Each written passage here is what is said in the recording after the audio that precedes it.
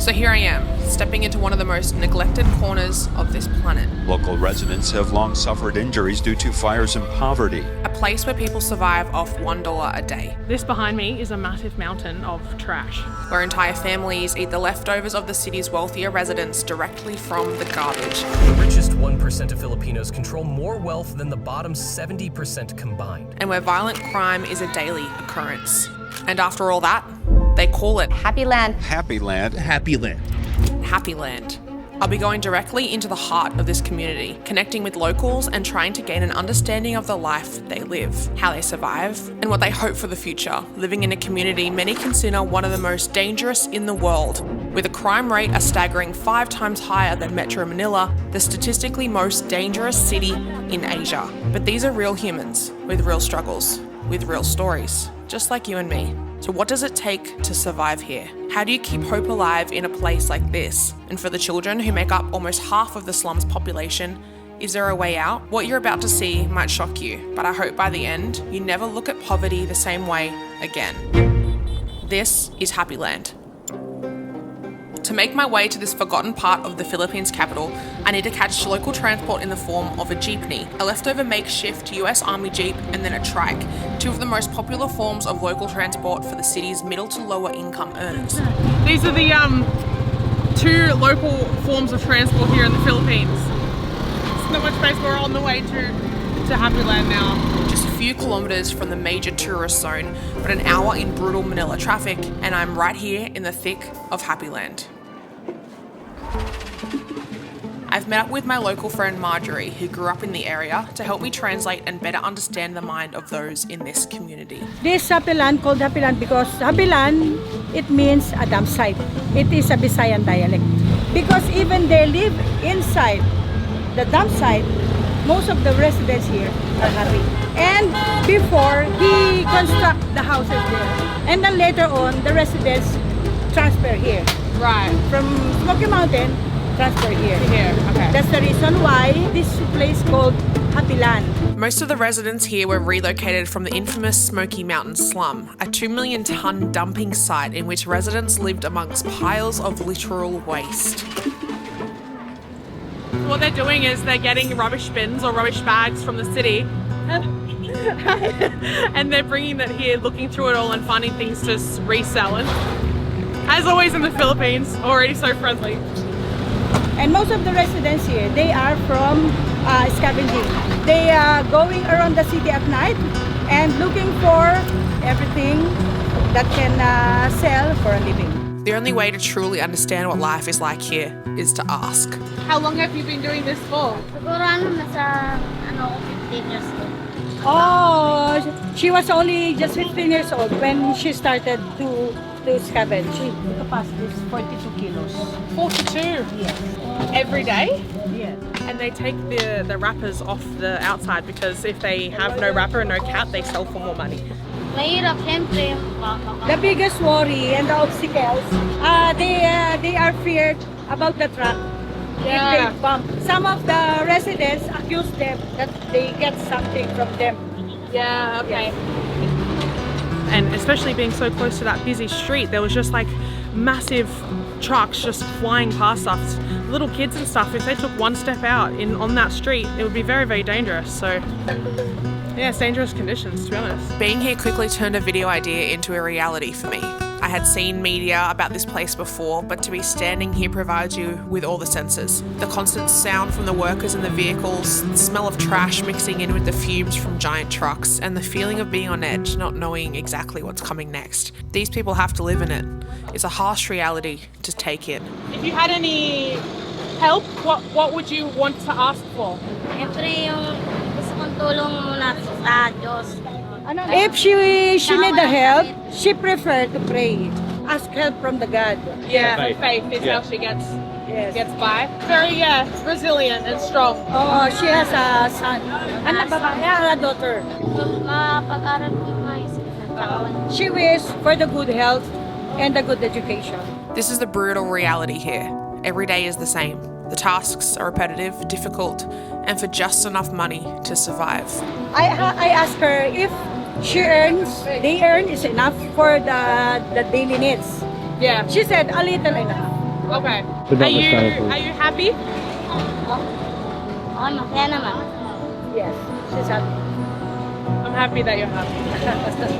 Alright, thank you so much. Okay. And all the best and good luck. As much as life is drastically different for those in this community, there are some elements that are distinctly Filipino. Sari Story Store is like a 7-Eleven. 7-Eleven. Yes, The Philippines yes. version. Sari Sari stores are the life of Filipino communities everywhere, providing an income for those who run them and a chance to spend money wisely for customers, keeping the money in the community.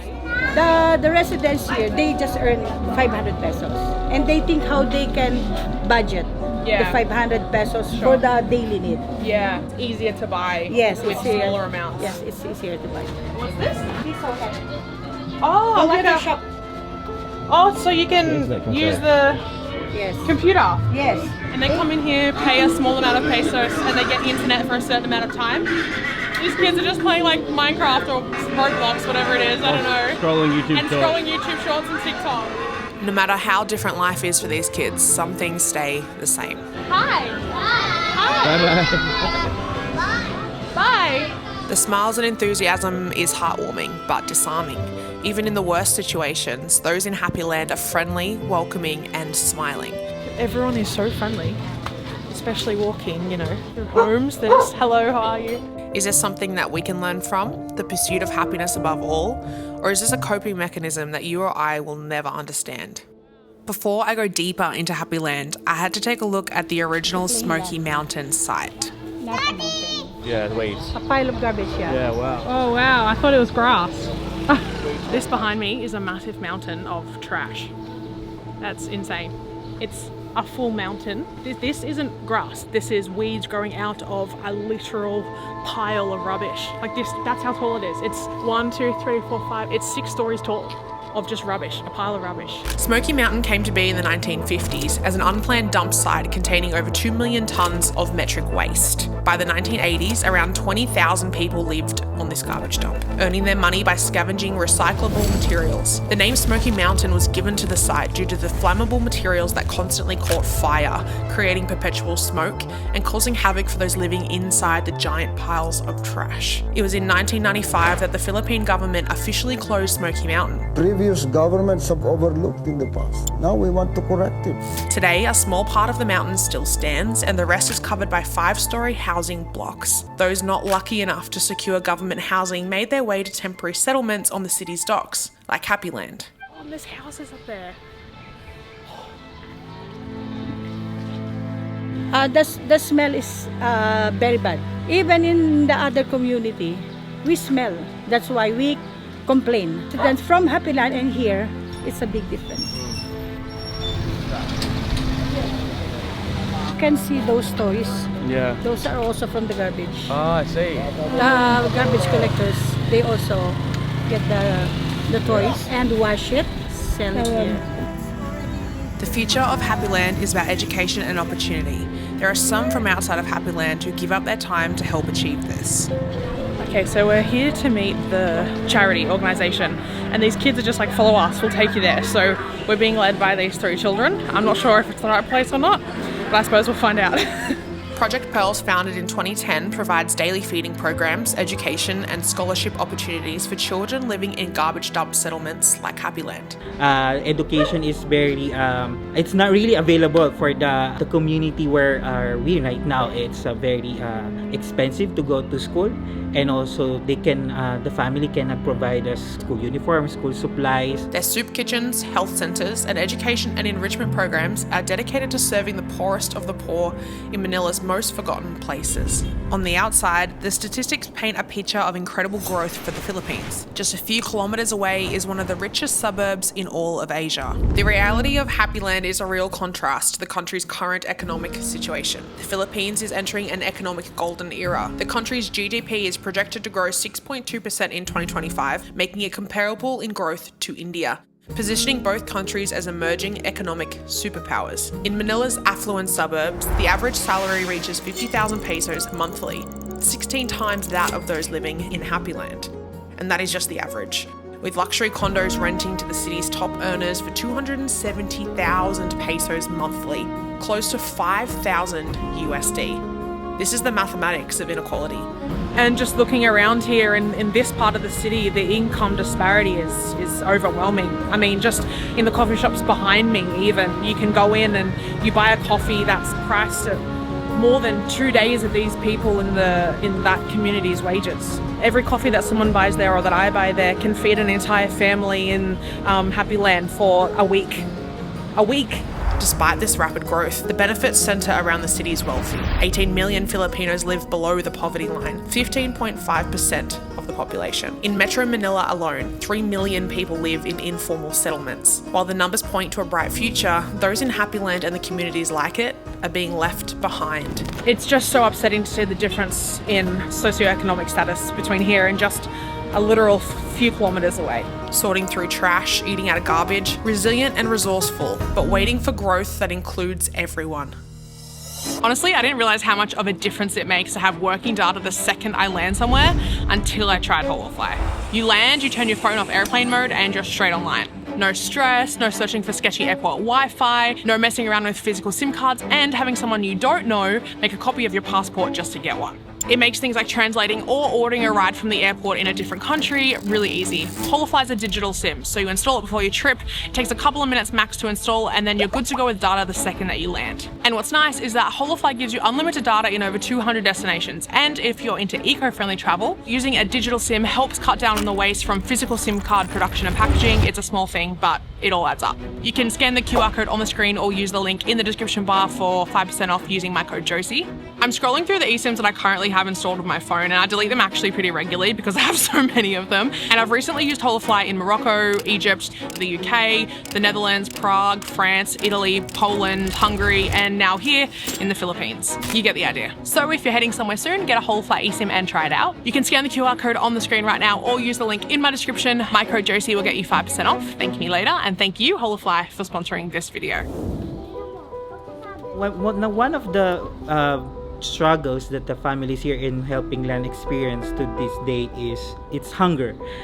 Each family only relies on the garbage. For 20 pesos, they can already provide or buy a meal like pagpag. Pagpag has been covered by many forms of media over the years. On social media, it's sometimes reduced to shock value, almost in a look at this crazy food kind of way. But it's more than that. One food practice demonstrates so much about Happyland and how those living in it fit into the modern Philippines. Pagpag, it's a shake of food from the garbage. So they clean that, they season it, and then they serve it to the family. This is leftover chicken from the fast food, like Jollibee. Yes, and McDonald's. Yes. The country's leftovers being repurposed and consumed by those the country is leaving behind. How long have you been making Pagpag for? Pagpag Queen? Yeah, 7 years. 7 years. Wow. Most of the residents here, they prefer to buy the pagpag. So they get more food? Yes. More food. If they buy one, they share 5 to 6 members of the family. Oh wow. Yes. As a woman living here, do you feel safe? Yeah? You safe? Are you happy? She says she's becoming famous. Yeah. Famous. The YouTube. I had to try for myself to see what it's like. Oh, it's good. No, it's kind of moist. It's kind of good. I like it. And it's been like cleaned with like water, has it? Yeah, she washes it like 3, 4, 5 times, I think. It's really nice. Thank you. Seeing the Pagpag store and stepping into even more friendly faces almost makes you forget the circumstances that you're walking through. What's up, man? Hey, is that What's your name? Vlog? Josie.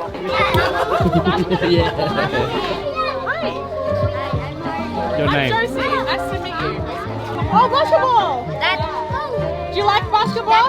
Yeah. Very friendly kids everywhere. We came to the Philippines before. We went through a massive market in Cebu. Still one of my favorite memories of all my trips. Very friendly. Everyone's always so friendly and talkative and open. Yeah. When walking through the main community area of the slum, I noticed an open casket in the street, uncovering a grim reality. And the person's just in there? Yes. And it's open? Yes. Is that usual in the Philippines? Yes. Catholic. Because if, most of us, if we cannot afford the chapel. We prefer to stay the week inside our house or in the playground. Wow. Yes. So when someone passes of your family, you Yes. basically keep them with you. Yes, even the friends and the relatives and even the neighbors. Wow. I like your glasses. Very cool. Bye. I think everyone here, like the friendliness of everyone is so like confusing because it makes them seem like they're happy and I guess they are, they're saying they are, but this doesn't take away from how like dire this is and how hard this must be to live here. Guys, it's hot. It's a hot day. Like it must be. You're out in the elements. There's hardly any shade, there's rubbish. Like it's not easy. I've been invited into a shop and home by the occupants, a family who want to share their story after seeing me film around them. A mother and daughter working hard together in silence as the daughter is mute. She communicates by pointing and with facial expressions. The distributor brings the sacks of garlics here and then they distribute to the houses. They soak it in water and peel it for the whole day. For 15 kilos, this is a 15 kilos of garlic. They only earn 90 pesos. 90, no? No, 100 pesos 100. for the whole day. To earn more, like 200 pesos and they peel 2 sack of garlic. What do you think is the biggest struggle in Happyland for families? They're happy. Yes, they're happy. Really? That's why this place called Happyland. Right. Yes. I get a lot of the same answer. I'm happy, I'm content, but I'm not sure how much I can truly believe that. I think that there's an element of not knowing any better, and also an element of being resigned to what life has provided them. The Philippines, especially those in Happyland, are strong in their Christian faith also, with the 5th most Christians on earth residing in this country. Hi. I like your pajamas. During the pandemic, Yeah. the big fire happens here. It was so sudden. That's why if you notice the houses here are concrete. Yeah. What happened? Fire, a big fire happened. Oh, a fire. Yes, that's why now they construct concrete. So it doesn't burn. It was here that I learned about this new concrete structure in Happyland, not due to progress, but out of necessity, after a fire devastated the community and burned the little people did have to the ground. We're walking through here and there's like parts that are open, they look like doors, and they just open up into rooms, and that's where they're staying. This is deep inside, deep inside. Hi, bro. Hello. Morning, Pa. Hello. What's your name? Akirami. Beautiful. I like your Snow White. Yes. Children are friendly despite the challenges they faced and the life they were born into. Is there anything, like, do you think that these people need the most right now? First is the education. Our government tries to improve the education, but sometimes the people itself, the person itself, doesn't want to go to school because sometimes they wanted to earn more money to help the family, the daily needs of the family. So they need money, so that means they have to work, so they can't go to school. It's Yes. not a choice sometimes. You have Yes, to make no money choice. to survive. Yes, Yeah. they need to help the family What to is- survive. To survive. They start work from 5 years old, 6. Yes, sometimes 5. Wow. Yes. A much needed initiative for the children is nutrition to help with school and growth. The Hunger Relief Program of Project Pearl supports at least 500 individuals in the communities every Saturday and Sunday. And also under our scholarship program, we have at least 100 scholars enrolled in our program who are currently studying from preschool to college. And to this date, over 25 college graduates already. They've got posters and photos on the back wall showing where the kids were when they were here and children to where they are now, and one of them's a doctor, I think. So once all the kids were fed, they're now letting people in from the community and giving them food and what's left and things like that, and it's very hard, and seeing the people survive on 30 peso, 1 bag of pag, which is basically, let's be honest, it's recycled food, and then seeing them it's a little bit emotional, to be honest, helping the kids and giving them their food, and all of them were like, thank you so much. What Project Pearls is doing doesn't feel like charity. They are a charity. It doesn't feel like that though. It feels like community. It feels like they're helping out in their own community. So yeah, it's really nice. It's really sad too, like the kids just bringing me up like an old pipe to get their food in. It's just like a pipe. Whew. The hunger relief program at Project Pearls brings a welcome change from eating other people's leftovers. So my videos don't make more than I spend to make them, right? It costs me a lot of money to make my videos. So generally when I come to places like this, it's really hard for me to pay more and do more things. I generally can only really afford to pay their rate or pay people for their time and do things like that. So, but this specifically this is really hard to witness, and not that other things aren't, but what I've done is I've decided to take the last full month of my channel membership money and also some of the sponsor from this video, and we've got a whole bunch of art supplies. We picked them up last night, and we're going to donate them. If you'd like to help me do things like this when and if I can in places around the world, then I'll leave my Patreon in the link in the description bar below, and you can help that way. If you want to also just donate directly to Project Pearls, I'll leave them in the description bar as well. Living in slums could really, expose you to a lot of health issues, and I'm hoping that this community will be gone. I mean, gone in a sense of the community who lives currently here will be provided shelter, right education, good livelihood for their families, to lift their families from this kind of poverty. The misunderstanding that the people here are dangerous. The people here is just like a snake. Why snake? As long as they did not feel threatened, it's good. All the people are good. Even the poor or rich, they're good. It's ironic, isn't it? A place where hope is hard to find is still called Happyland. But maybe that's the point.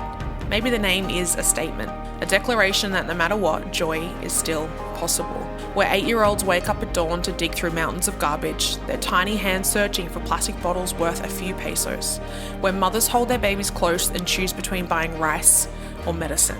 A place where childhood ends before it begins, and where hope should be impossible. But watch closely. See how they still greet strangers with smiles on their faces. They call it Happyland because when the world has forgotten you exist, when you have nothing left but each other, hope isn't just a feeling, it's an act of defiance. It's choosing joy as a weapon against despair.